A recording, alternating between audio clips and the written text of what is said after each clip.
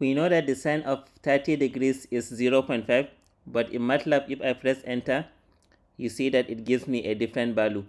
That is because the argument the sine function in MATLAB takes is the angle in radians, not in degrees.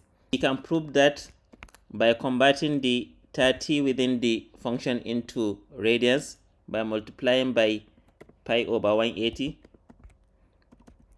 and that will give us 0.5 because now I have converted the argument into radians. The MATLAB function that computes the sine of angles in degrees is sin d.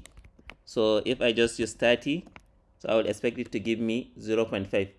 So the first line shows these trig functions in MATLAB that takes as argument angles in radians, while the second line shows the trig function that takes as argument angles in degrees. So if you want to find the sine inverse of 0.5, you use a sine 0.5 and it gives you the result in radians. So if I convert it to degrees by using this conversion factor, you will see that it will be 30 degrees. Alternatively, I can just use a sine d and it will give me my angles in degrees directly.